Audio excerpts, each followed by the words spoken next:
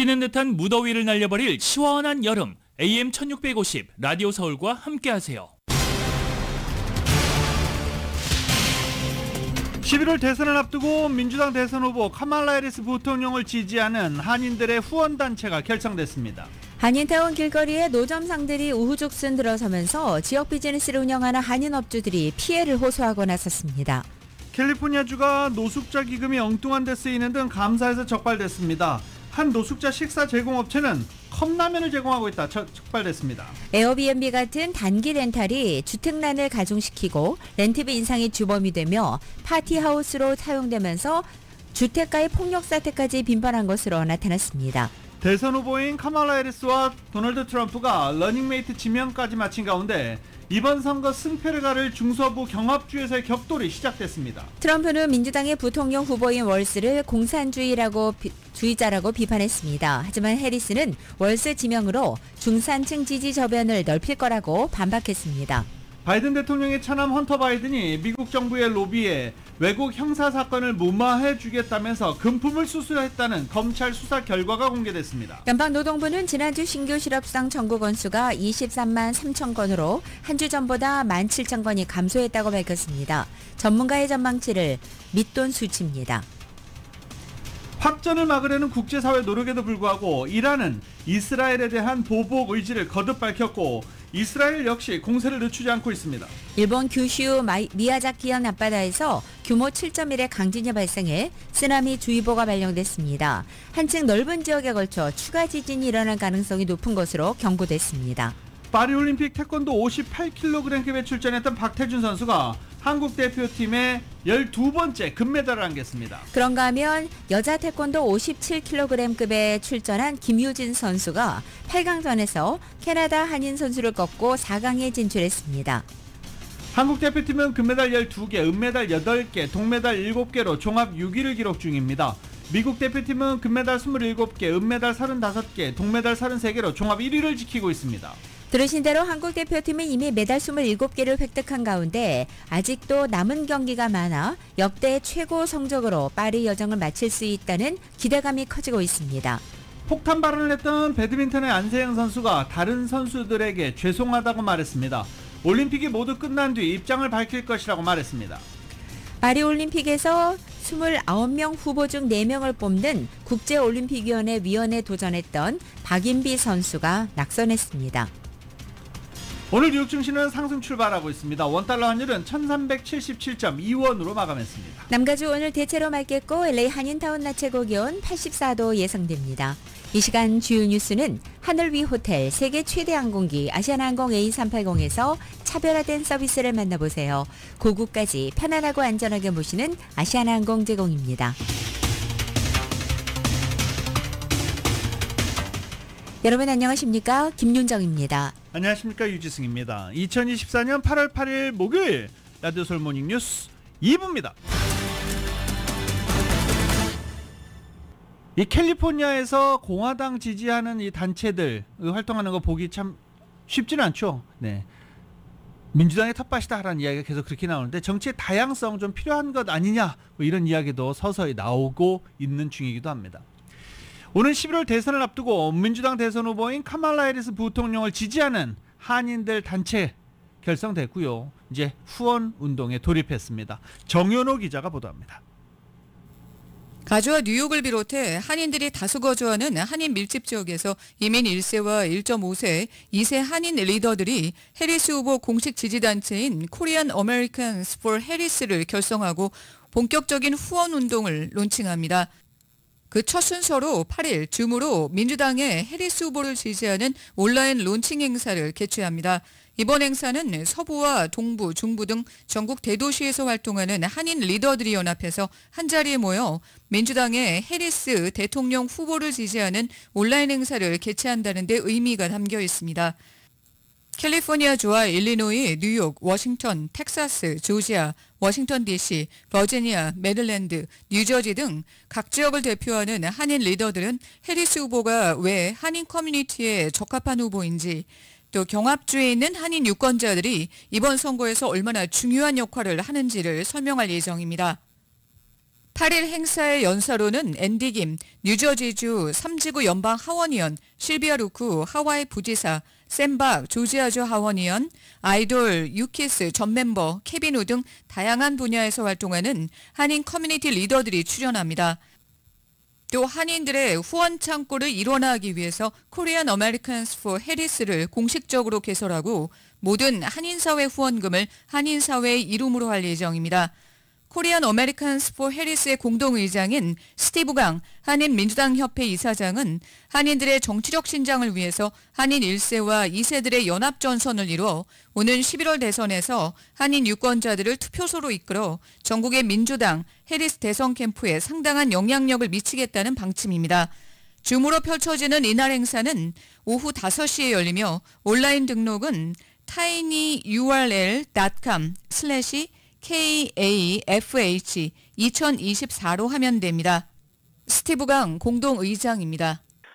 이제 뭐 캘리포니아 계신 분들은 혹시나 이제 봉사나 아니면 후원하고 싶은 분들이 있다면 저희가 이제 후원 행사도 지금 따로 준비를 하고 있고요. 그리고 특히 이제 캘리포니아에 많은 한인분들이 있기 때문에 이런 봉사력을 이용을 해서 이제 네바다주나 아리조나 그리고 또는 동부에 있는 뭐 조지아주 이런 아틀란타 지역의 한인 유권자들에게 폰 뱅킹을 저희가 또 준비를 하고 있습니다. 그래서 또 LA에서 해리스 후보를 위한 펀드레이저도 계획하고 있습니다. 뭐 온라인상으로 또는 남편분이 덕 에머스라는 세컨드 젠틀맨이 있는데 그분이 이제 이곳 로스앤젤레스 지역이 홈입니다. 그렇기 때문에 자주 혼자서 오시기 때문에 그런 분 모시고 따로 저희가 또 이렇게 후원 행사를 할 수 있기 때문에 다양한 루트로 저희도 후원 행사를 지금 계획을 하고 있습니다. 코리안 어메리칸스 포 해리스는 미주 한인들을 위해 민주당 지도부의 포괄적인 이민법 개혁과 보다 나은 정부 지원, 헬스케어 등을 위해 노력해 줄 것을 간언하고 있다고 밝혔습니다. 라디오 서울 뉴스 정현호입니다. 한인타운 길거리에 노점상들이 우후죽순 늘어나면서 지역 비즈니스를 운영하는 한인 업주들이 그 피해를 호소하고 나섰습니다. 이은 기자가 전해드립니다. 7일 올림픽 경찰서를 마주보는 버몬트와 11가를 주변을 중심으로 몇 블락 동안 히스패닉 상인들이 하는 노점상들이 빙 둘러져 있어 보행자들의 통행을 방해하고 이 지역에 위치한 한인 업소들의 간판까지 온통 가리고 있습니다. 노점상으로 점철된 버몬트 길에는 한인 식당과 꽃집, 횟집 등이 위치해 있는데 이들 한인 업주들은 노점상으로 인해 고객 유치에 어려움이 발생하고 있다고 불만을 토로했습니다. 버몬트와 12가에 위치한 위 바베큐 식당의 경우 노점상이 주차장을 빙 둘러싸면서 손님들의 주차장 진입까지 어렵게 만들고 있다고 호소했습니다. 버몬트 길에 깔린 히스패닉 노점상들은 11가부터 12가 구간까지 한 블락 정도를 늘어서면서 주차장 입구까지 막힌 상황입니다. 한인 업주들은 노점 상인들과 어떻게든 대화를 시도해 문제를 해결하려 했지만 노점 상인들과 의사소통도 어렵다고 했습니다. 노점상들로 비즈니스 간판이 가려지면서 손님들이 업소를 찾는 것도 힘들게 만들고 있습니다. 노점상에서 조리하는 음식에서 나오는 특유의 냄새와 조리 과정에서 발생하는 쓰레기 등 다양한 문제들이 한꺼번에 발생하다 보니 인근 환경도 해치고 있다고 합니다. 히스패닉 음식 특유의 냄새로 인해 냄새에 민감한 한인들의 경우 이 근처에 가까이 오려 하지 않는 것도 문제로 지적됩니다. 조리 과정에서 나오는 쓰레기도 심각한 문제입니다. 노점상이 조리 과정에서 나오는 음식물들을 길거리에 버리고 제대로 가려가지 않고 버스 정류장 인근에 위치한 쓰레기통에 버려 미관을 크게 해치고 있습니다. 일부 노점상인들은 상한 음식을 제대로 처리하지 않고 길거리에 버리는 경우도 많아 악취까지 섞여 위생에도 문제가 되고 있습니다. 노점상들의 호객 행위에도 인근 지역 업소들의 손님들의 발걸음이 뜸하게 만들고 있다고 업주들은 호소합니다.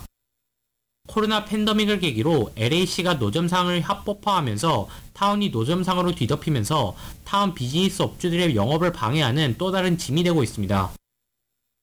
라디오설 뉴스 이은입니다. 이 캘리포니아주가 노숙자 기금 엄청나게 썼죠. 캘리포니아뿐만이 아닙니다. 캘리포니아 주에 있는 대도시들 노숙자 기금으로 수십억 달러를 투입하고 있는 상황입니다. 그런데 이 캘리포니아주가 노숙자 기금 엉뚱한 데 쓰고 있는 것으로 감사 결과가 나타났습니다. 보도국에서 전달합니다. 지난 6일 발표된 감사에 따르면 가주 유관부서가 노숙자 기금 사기를 예방하거나 대응하기 위한 적절한 정책이 부족해 노숙자 기금 운영에 있어 가장 낮은 점수를 받았습니다. 가주 정부는 코로나 팬데믹 동안 대유행 분배된 연방 노숙자 기금 3억 1,950만 달러를 오용 가능성으로부터 적절하게 보호하지 못한 것으로 감사 결과 밝혀졌습니다. 레이 올리버 데이비스 주택도시개발부 감찰관은 보도자료에서 기금이 오용되면 정부에 대한 대중의 신뢰를 약화시킨다며 사기 방지 프로그램을 강화해서 팬데믹 보조금과 노숙자 지원금이 사기당하지 않도록 해야 할 것이라고 지적했습니다. 2020년 코로나 팬데믹 당시 연방정부는 노숙자로 어려움을 겪고 있는 사람들을 돕기 위한 비상구제기금으로 40억 달러를 쏟아부었습니다. 가주에는 3억 1,950만 달러가 배정됐습니다. 막대한 자금이 유입되면서 이 자금을 악의적인 목적으로 사용하려고 하는 사기 행각 위험에도 노출됐습니다.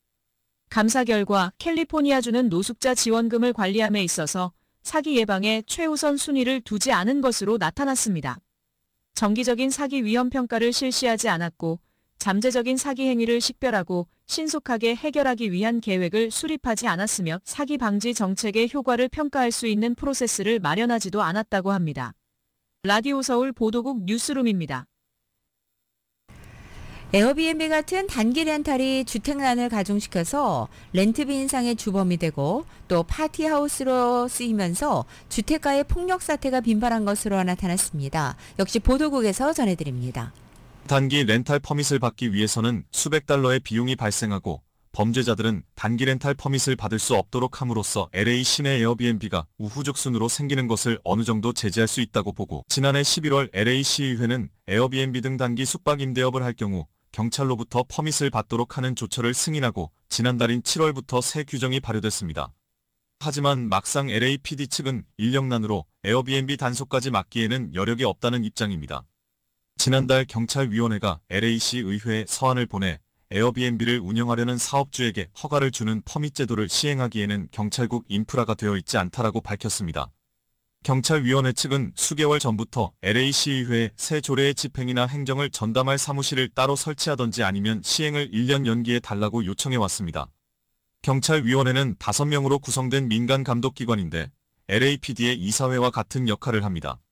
이미 LA시에서는 라이브 엔터테인먼트나 발레 업체, 볼링장 등에서 경찰 퍼밋을 받도록 하고 있는데 기존의 업무에다 에어비앤비 허가 업무까지 가중되면 업무량을 감당할 수 없다고 LA위원회 측은 밝혔습니다.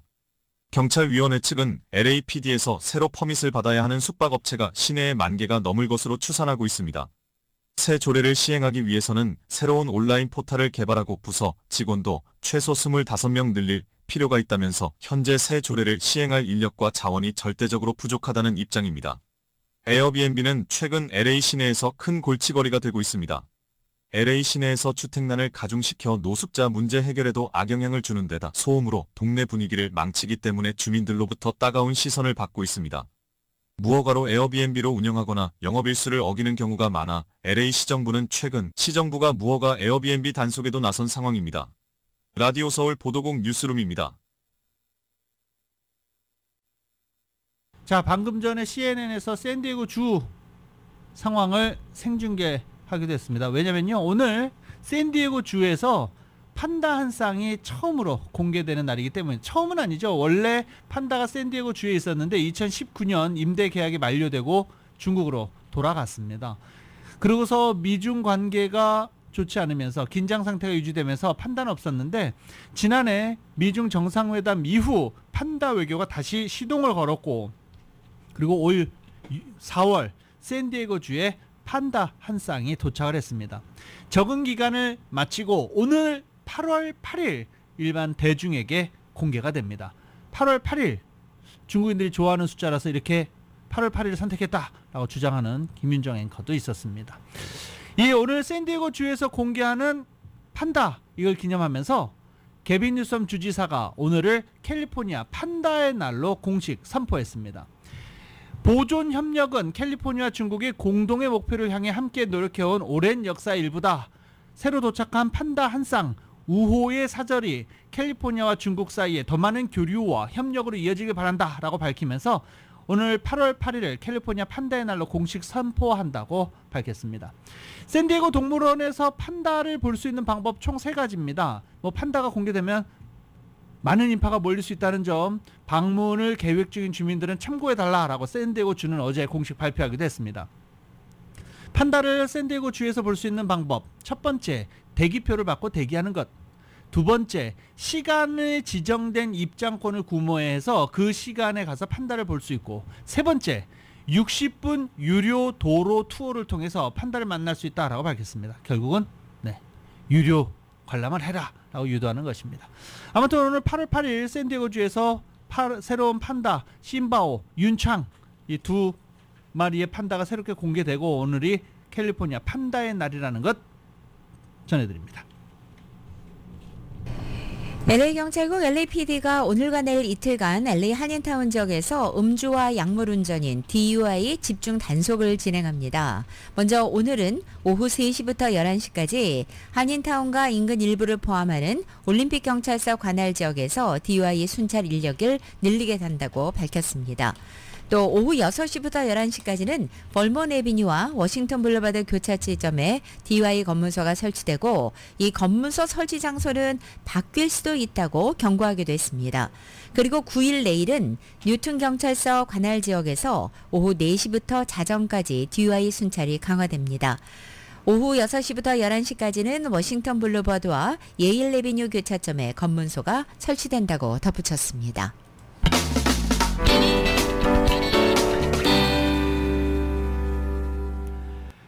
카말라 해리스와 도널드 트럼프가 러닝메이트 지명까지 마친 가운데 이번 선거 승패를 가를 중서부 경합주에서의 격돌 시작됐습니다. 트럼프는 해리스의 부통령 후보 월즈를 공산주의자라고 비판했지만 해리스는 월즈 지명으로 중산층 지지 저변을 넓힐 거라고 평가했습니다. 그도 그렇듯이 월즈 재산 보고를 보니까 총 재산이 연금을 포함해서도 앞으로 받을 연금을 포함해서도 100만 달러가 넘지 않는 것으로 나타나기도 했습니다. YTN입니다.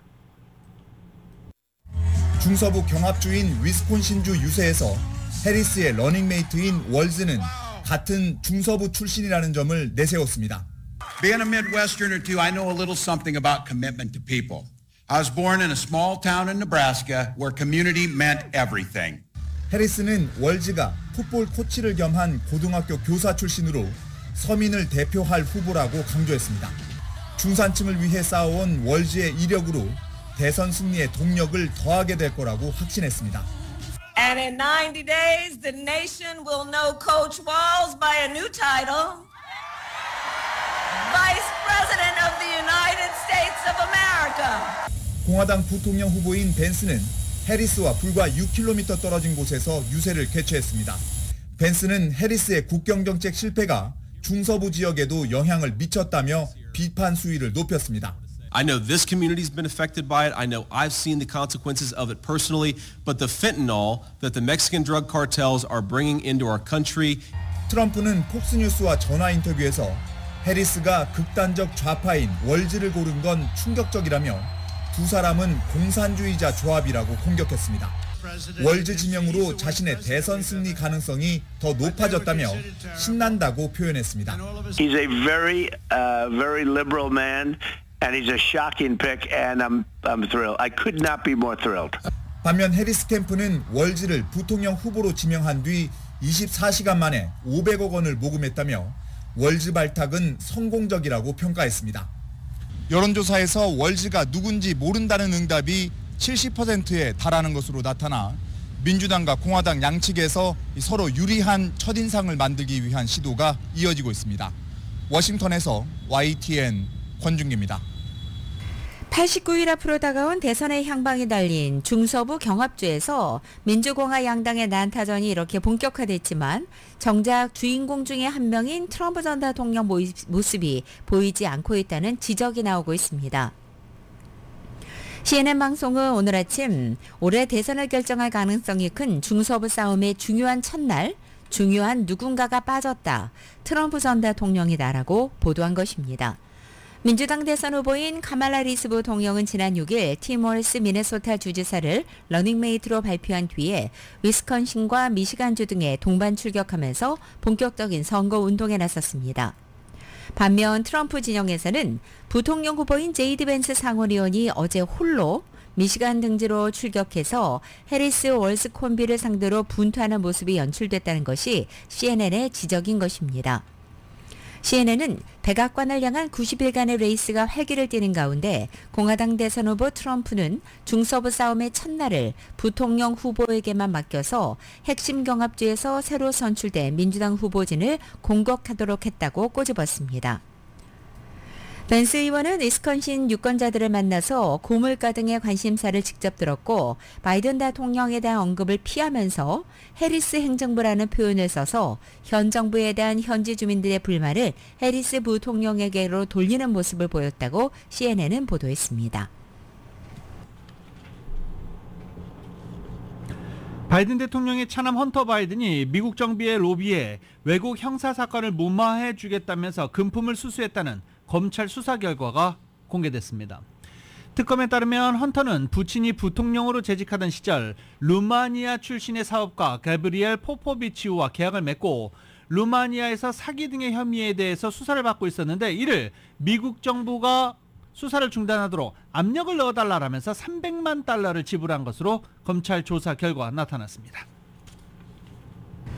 연방노동부가 지난주 신규 실업수당 청구 건수가 23만 3천 건으로 한 주 전보다 17,000건 감소됐다고 밝혔습니다. 다우존스가 집계한 전문가 전망치도 밑돈 것입니다. 2주 이상 실업수당을 신청한 계속 실업수당 청구 건수는 7월 21일부터 27일 주간 187만 5천 건으로 직전주보다 6천 건이 늘었습니다. 이 계속 실업수당 청구의 증가는 실업 이후에 새로운 일자리를 바로 찾지 못한 사람들이 늘고 있다는 것을 의미하고 있습니다. 지난주 발표된 7월 고용지표 여파로 미국 경기가 예상보다 빠르게 식어가는 것 아니냐는 우려가 커진 가운데 현재 시장은 이 고용시장 동향에 촉각을 곤두세우고 있습니다. 라디오솔 모닝뉴스 함께하고 계십니다.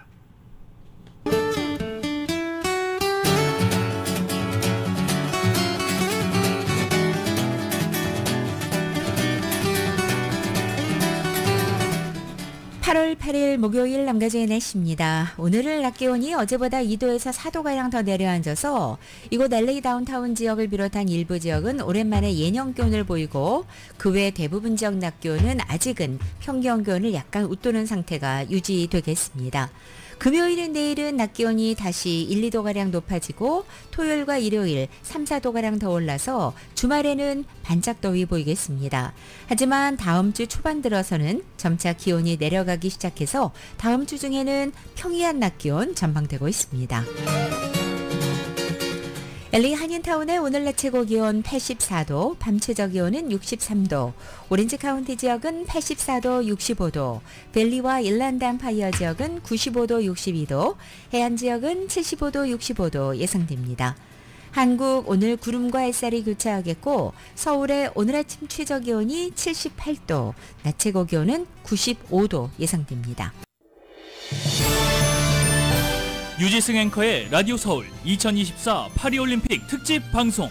이 시간은 당신의 비즈니스의 시작부터 성공까지 CBB뱅크, 캘리포니아 넘버원 모기지 융자 전문 회사 융자나라 제공입니다.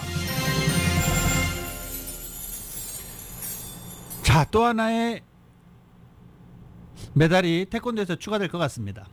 파리올림픽에 출전한 김유진 선수가 태권도 여자 57kg급에서 16년 만에 결승에 진출했습니다.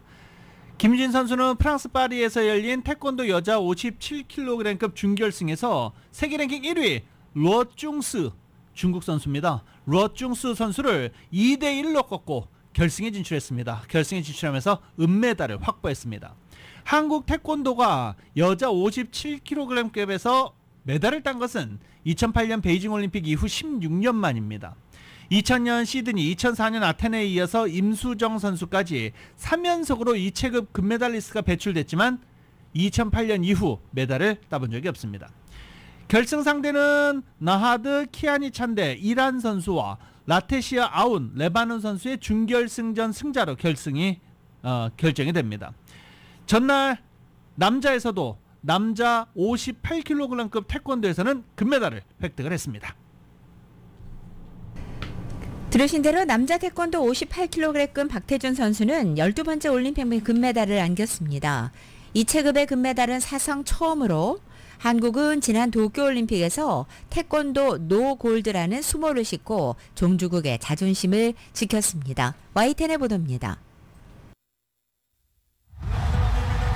오른발 왼발을 가리지 않는 정확한 발차기로 1라운드를 따는 박태준. 2라운드 도중엔 박태준의 공격에 마고메도프가 결국 일어나지 못하고 통증을 호소합니다. 1라운드에서 다친 다리 부상이 호전되지 않는 데다 점수차도 13대1로 벌어진 상황. 결국 박태준은 상대의 기권으로 승리를 따내며 금메달을 목에 걸었습니다. 진짜 꿈만 같다라는 표현이 이럴 때 쓰는 표현이라고 말하고 싶을 정도로 딱 그 표현이 적합한 것 같아요. 진짜 꿈만 같습니다. 우리나라의 58kg급 금메달은 이번이 처음. 지난 2012년 런던 올림픽에서 이대훈이 따낸 은메달이 최고 성적인데 박태준이 뛰어넘은 겁니다. 또 이번 파리올림픽 태권도에서 나온 첫 금메달일 뿐 아니라 도쿄올림픽 노골드 수모를 싣는 쾌거였습니다. 태권도 남자 선수로 금메달을 목에 건 것도 2008년 베이징 올림픽 손태진과 차동민 이후 16년 만입니다. 정말 여기서 시합 뛰면서도 많은 태극기가 보였고 진짜 그런 거 보면서 힘도 엄청 많이 얻었고 또 우리나라 국민들도 많이 응원해 주셔서 더 힘내서. 박태준은 어렸을 때부터 될성 부른 떡잎으로 주목받았고 이번 올림픽을 앞두고는 국내 최강자 장준을 꺾고 최종 선발되는 파란을 일으켰습니다. 올림픽 첫 출전에서 화려한 발차기로 세계를 제패하며 박태준 시대의 개막을 알렸습니다. 태권도 경기 첫날 나온 박태준의 금빛 발차기에 서건우와 이다빈 등 긴장된 마음으로 경기를 앞둔 다른 선수들도 더욱 힘을 얻었습니다. 프랑스 파리에서 YTN 양시창입니다. 자, 또 기대를 모았던 탁구. 야, 이거 못 넘나요? 남북 단일팀이 다시 한번 만들어줘야 되나요? 네. 중국을 또 넘지 못하고 동메달에 도전하게 됐습니다. 한국 여자 탁구가 신유빈, 이은혜, 전지희로 팀을 꾸린 단체팀이 여자 단체전 준결승에서 중국에 3대0 완패했습니다. 한국은 독일, 일본 경기 패자와 3위 결정전을 치르는데 이게 또 동메달 결정전이죠. 일본을 만나면 이게 또 웬 한일전입니까? 네. 승리하게 되면 베이징 대회 동메달 이후 16년 만에 여자 단체전에서 메달을 획득하게 됩니다. 오늘 패배로 한국 탁구는 올림픽 전 종목에 걸쳐서 중국에 14연패 중입니다. 남자 대표팀도 단체전 8강에서 중국에 져서 메달 도전을 멈춘 바 있습니다. 좀 아쉽게 복식조 그리고 단체조, 단체전 경기 모두 다 패하면서 힘 한 번 써보지 못하고 3대0 완패를 당했습니다. 마지막 이제 동메달 결정전에 간 한국 대표팀 그래도 메달을 따고 마무리하고 싶다라고 경기 후 소감을 밝히기도 했습니다. 파리올림픽에서 연일 새 역사를 쓰고 있는 한국 선수단이 금메달 12개를 포함해서 지금까지 27개 메달을 쓸어 모았습니다. 지금 같은 기세라면 역대 최고 성적으로 이 파리 여정을 마칠 수 있다는 기대가 부풀고 있습니다. YTN입니다. 태극전사들이 가장 많은 메달 성과를 거뒀던 하계올림픽은 2008년 베이징과 2012년 런던입니다. 효자 종목 양궁과 사격뿐 아니라 레슬링, 수영 등에서 깜짝 결과가 나오며 9대회 연속 13개 금메달을 따냈습니다. 뒤이은 성적은 88년 서울올림픽과 92년 바르셀로나 올림픽에서 딴 금메달 12개인데 파리를 누비고 있는 우리 선수단은 이미 이 기록을 달성했습니다. 되게 많은 선수들을 보고 좀 동기부여 받고 이렇게 따고 싶다 약간 이런 마음이 더 굴뚝같이 커졌던 것 같아요. 이제 금메달 2개만 더하면 역대 최고 금빛 성적표를 받아들 수 있습니다. 나아가 전체 메달 수 신기록까지 나올 수 있다는 기대도 솔솔 나오고 있습니다. 우리 선수단이 역대 최다 메달 수를 기록한 하계올림픽은 88년 서울대회. 금은동 모두 33개 메달을 수확하며 개최국으로서 자존심을 지켰는데 현재까지 금메달 12개, 은메달 8개, 동메달 7개를 수집한 파리 태극전사들보다 6개 더 많은 성적입니다. 박태준의 금빛 발차기로 첫 경기부터 명예회복에 성공한 태권도와 우상혁이 순조롭게 출발한 높이뛰기. 근대 5종과 여자 골프, 역도와 브레이킹 등이 줄줄이 예정된 만큼 7개 메달을 추가하는 게 불가능해 보이지는 않습니다. 개막 전 내걸었던 금 5개 목표가 민망할 만큼 연일 메달 행진으로 반전을 쓰고 있는 우리 대표팀. 이제는 신기록을 향해 막판 질주에 나섭니다. YTN 송재인입니다. 한국 다이빙의 간판 우하람 선수가 3회 연속 올림픽 결승에는 진출했는데 오늘 결선에서 시상대 위에는 서지 못했습니다. 우하람 선수는 다이빙 남자 3m 결승에서 12명의 결선 진출자들 가운데 11위를 기록했습니다. 좀 안타깝죠? 네. 우하람 선수 경기 끝나고 한 번도 울어본 적이 없는데 오늘 경기 후에 울었다. 다음 대회가 있으니까요. 네. 우하람 선수는 2016년 브라질 리우데자네이루, 2020년 도쿄올림픽, 그리고 이번 파리올림픽까지 3회 연속 올림픽에 출전했습니다. 3년 전 도쿄올림픽에서 한국 다이빙 역대 최고인 4위를 차지를 하긴 했었는데 세 번째 출전한 이번 올림픽에서 메달 획득에 도전했지만 성공하지 못했습니다. 다이빙의 벽 높죠. 우하람 선수 올해 나이가 26입니다. 4년 뒤 LA에서 열리는 대회 30이 될 텐데 과연 올림픽에 나설 수 있을까요? 우하람 선수 도전하기를 기대를 해보겠습니다. 다이빙 최대 강국이 어딘지 아십니까? 중국입니다. 이번 3m에서도 역시 금메달, 은메달 중국 선수들이 나누어 가졌습니다.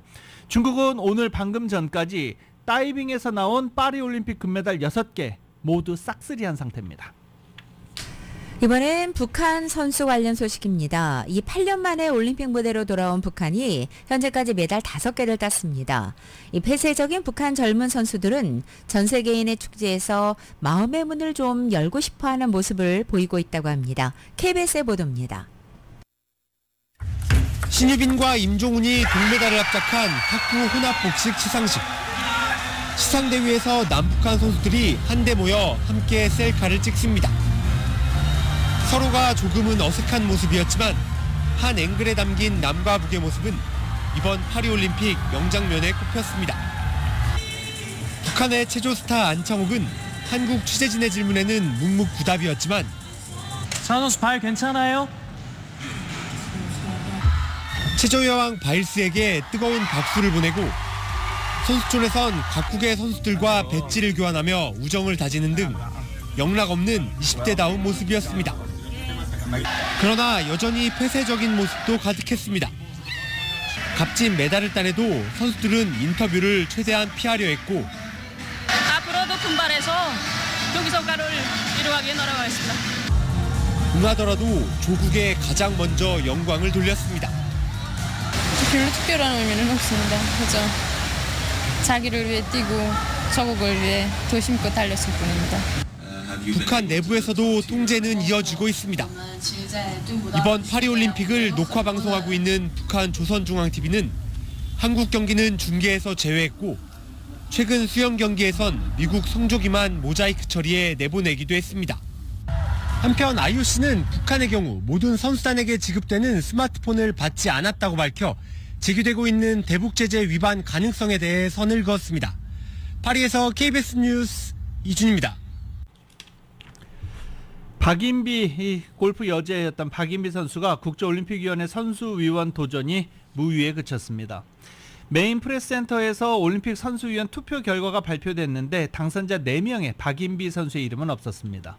이번 파리올림픽을 앞두고 박인비를 포함한 총 29명의 선수위원 후보가 선거운동을 벌였고 이번 대회에 출전한 만여 명의 선수들 투표로 상위 4명이 당선의 영예를 안았습니다. 한국은 2008년 베이징 올림픽 때 문대성, 2016년 리우데자네이루 올림픽 때 유승민이 연달아 IOC 선수위원 선거에 당선돼 8년씩 임기를 이어왔습니다. 박인비가 낙선하면서 한국 국적의 IOC 위원은 이기흥 대한체육회장, 김재열 국제빙상연맹회장 이렇게 2명으로 줄었습니다. 유승민 대한탁구협회장의 IOC 선수위원 임기는 이번 대회를 끝으로 만료됩니다. 현재 올림픽이 열리고 있는 낭만의 도시, 예술의 도시 파리는 경기장도 예술작품이다라는 평가를 받고 있습니다. 역사적인 명소와 어우러진 경기장이 선수와 관중 모두에게 잊지 못할 멋진 추억을 선사하고 있다는 평가입니다. KBS입니다. 비치발리볼 경기장은 관중석에 올라갈 때부터 설레기 시작합니다. 에펠탑을 배경으로 해 기념 촬영을 할 수 있는 최적의 장소로 꼽힙니다. 섭씨 35도에 육박하는 뜨거운 날씨만큼 비치발리볼 경기의 열기도 뜨겁습니다. It was so amazing watching the game while looking at Torre Eiffel. 1900년에 지은 만국 박람회장 그랑팔레에서 열리는 태권도 경기는 한 폭의 그림 같습니다. 모두의 시선을 집중시키는 영화 같은 선수 입장. 그리고 높이 45m에 달하는 대형 유리 지붕 아래에서 펼쳐지는 선수들의 현란한 움직임은 초현실적입니다. 프랑스 혁명의 역사가 담겨있는 콩코르드 광장이 경기장으로 변신합니다. BMX 자전거와 스케이트보드 등 가장 현대적인 종목들이 역사적인 명소에서 열려 만족도가 높습니다. To have all of the most beautiful places of Paris, basically watching Olympics. So yeah, I like it very much. 쉽게 찾아갈 수 있는 명소에서 관광과 경기를 한 번에 즐기는 관중들. 이번 올림픽은 역대 가장 팬 친화적인 대회로 평가되고 있습니다. 파리에서 KBS 뉴스 최혜림입니다. 유지승 앵커의 라디오 서울 2024 파리올림픽 특집 방송. 이 시간은 당신의 비즈니스의 시작부터 성공까지 CBB뱅크, 캘리포니아 넘버원 모기지 융자 전문 회사 융자나라 제공입니다.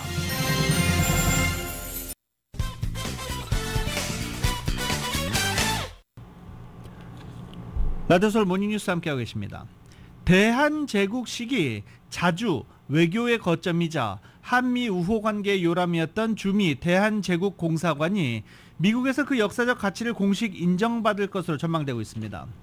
국립공원관리청은 워싱턴 DC 주미 대한제국공사관을 국립사적지로 지정하는 방안에 대해서 의견을 수렴한다고 관보를 통해 밝혔습니다. 국립사적지는 한국의 국가유산과 유사한 제도로 미국 정부는 보존할 역사적 가치가 우수한 건물, 구조물, 장소 등을 국립사적지로 법으로서 지정합니다.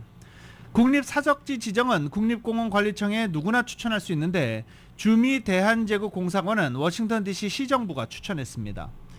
워싱턴 DC 역사보존사무국은 공청회를 개최한 결과 공사관을 국립사적지로 추천할 것을 시정부에 권고했습니다. 워싱턴 DC는 공사관이 미국 역사에 중대한 기여를 한 사건들과 관련된 건물이란 이유로 지정을 추천했습니다. 워싱턴 DC는 지정 추천서에서 공사관이 한국이 미국에 설치한 첫 상시 외교 공간으로 한국의 근대국가 설립 노력과 관련돼 의미가 크다라고 설명했습니다. 또 건물 원형이 잘 보존됐다면서 국가유산청이 2015년부터 3년간 진행됐던 대규모 복원 공사를 통해 공사관 운영 당시의 역사적 모습과 분위기를 잘 되살렸다라고 평가했습니다. 국립공원관리청은 지정 여부를 현재 심사하고 있으며 오는 22일까지 의견을 수렴할 예정입니다. 국립사적지로 지정되면 미국 정부가 그 역사적 가치를 공식적으로 인정한다는 의미가 있습니다. 또 경우에 따라 보존에 필요한 지원을 연방 또는 주정부로부터 받을 수 있습니다. 국립사적지로 지정된다고 해서 자산 처분에 제약받지는 않습니다. 국립공원관리청이 공개한 국립사적지 명단을 보면 한국과 관련해 지정된 곳은 워싱턴 DC의 한국전쟁 참전용사 기념비가 유일합니다. 다만 이곳은 한국전쟁에 참전한 미군의 역사를 기리는 의미가 크며 한국 정부가 소유하고 한국의 역사적 주체 장소가 지정된 경우는 아직 없다라고 주미 대한제국공사관 관계자는 설명했습니다. 백악관에서 1.5km 거리에 있는 공사관은 1877년 빅토리아 양식으로 지은 지하 1층, 지상 3층 건물로 19세기 워싱턴 DC에 있었던 외교 공관 중 원형을 간직한 유일한 건물입니다. 공사관은 한국 역사상 최초로 서양 국가에 설치한 외교 공관입니다. 현재 위치에서 1889년 2월부터 일제의 을사늑약으로 외교권을 잃은 1905년까지 운영됐습니다. 1910년 9월 일본이 단돈 5달러에 강제 매입한 뒤 미국인에게 10달러에 매각한 곳이기도 합니다. 다이어트 관련 소식 전해드립니다. 과체중에서 벗어나고 싶어도 넘치는 식욕이 이 식단 조절을 실패하게 하는 요인이 됩니다.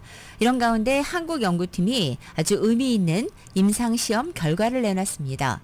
뇌의 특정한 부위에 아주 미세한 전기 자극을 주면 식욕을 떨어뜨릴 수 있다는 내용이었습니다. 식욕 억제와 비만 치료에 새로운 길이 열릴지 기대됩니다. KBS의 보도입니다. 여성의 머리에 씌워진 모자.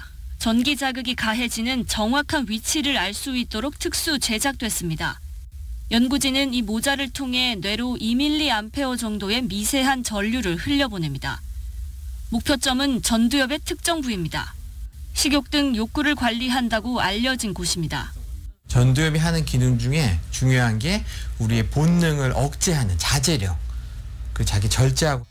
이 시험을 통해 연구진이 밝혀낸 것은 전기 자극이 식욕 억제를 유도할 수 있다는 겁니다. 기술의 검증을 위한 임상시험도 진행됐는데 30명의 여성에게 전기 자극을 줬습니다.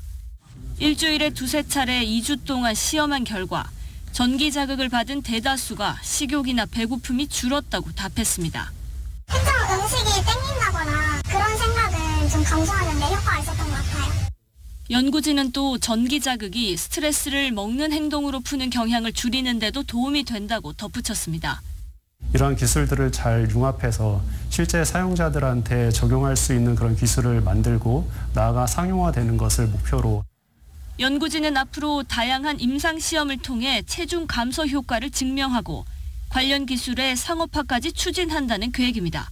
KBS 뉴스 황정호입니다. 우크라이나가 지금 1000명에 이르는 지상군을 동원해 러시아 쿠르스크 지역을 사흘째 공격하고 있습니다. 지난 2022년 2월 전쟁이 시작된 이래 러시아 본토에서 벌어진 최대 규모의 군사작전입니다. 푸틴 대통령이 굉장히 화가 났다 라고. 근데 전쟁 중이잖아요. 우크라이나랑 러시아랑. 네. 이런 가운데 또 레바논 무장정파 헤즈볼라가 며칠 내로 이스라엘을 공격하기 위해 빠르게 움직이고 있다는 관측이 나왔습니다. 미국 관리들은 헤즈볼라가 이란의 사전 통보 없이 독자적으로 공격에 나설 수 있다라고 보고 있습니다. 지금까지 이란과 헤즈볼라 사이에 공격 관련 구체적인 조율이 없었던 것으로 판단하고 있습니다. 헤즈볼라는 하마스 최고 지도자 하니의 암살과 상관없이 최고위급 지휘관 슈크르의 죽음을 부른 베이루트 공습의 보복을 예고해 왔었습니다. 하산 나스랄라 헤즈볼라 수장은 저항의 축이 함께 대응할 수도 있고 이해관계나 자신의 시간과 방식과 목표에 따라 대응할 수도 있다라고 말하기도 했습니다. 이스라엘도 헤즈볼라와의 전면전을 대비하고 있는 것으로 알려졌습니다. 요하브 갈란트 이스라엘 국방장관은 나스랄라는 레바논이 엄청난 대가를 치르게 할지도 모르고 어떤 일이 일어날지 알지 못하는 곳이다 라고 말하기도 했습니다. 미국은 적극적인 외교전과 군사력 과시를 병행하면서 이란을 압박하고 있는 중입니다. 강경하던 이란의 태도에 조금씩 변화 기류가 감지되고 있는 것으로도 전해지고 있습니다. 미국이 핵 합의 복원과 제재 해제 등을 놓고 협상에 나서면 이란이 완전히 돌아설 수도 있습니다. 페제스키안 이란 대통령이 하메네이 최고 지도자에게 이스라엘과의 전쟁을 피해야 한다고 요청했다는 소식도 전해지고 있습니다. 존 커비 백악관 국가안보 소통보좌관은 현재 꽤 치열한 외교전을 벌이고 있는 중이며 우리뿐 아니라 많은 동맹국과 파트너들도 함께하고 있어 앞으로 어떻게 될지 지켜봅시다 라고 말하기도 했습니다. 이란이 눈에는 눈, 이에는 이, 이란은 키사스 원칙에 따른 체면을 지키기 위해서라도 보복에 나설 수밖에 없다는 시각도 있습니다. 이럴 경우 미국의 개입을 불러올 수 있는 방식을 피해 이스라엘 민간인 사상자를 최소화하는 범위에서 보복을 고민할 것이라는 전망도 나오고 있습니다. 이슬람권도 어제 열린 긴급회의에서 이번 하니의 암살 사건을 강도 높게 비판하기도 했습니다.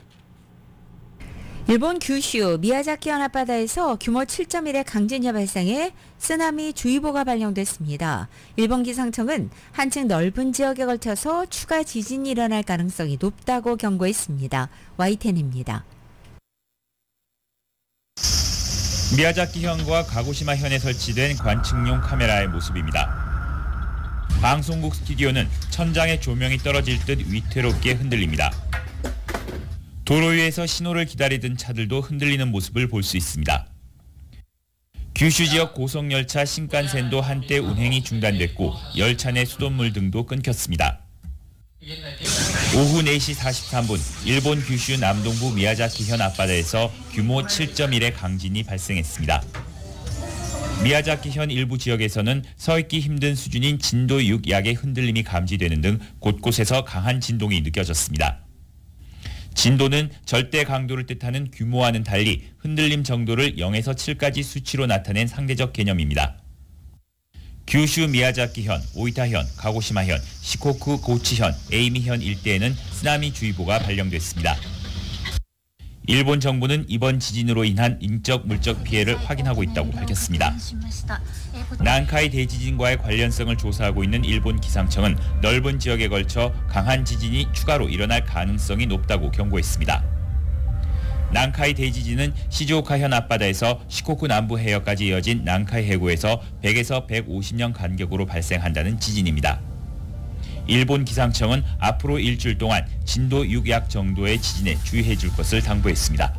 도쿄에서 YTN 김세호입니다. 2024년 8월 8일 목요일에 전해드린 라디오서울 모닝뉴스 여기서 마치겠습니다. 지금까지 진행의 유지승, 김윤정이었습니다.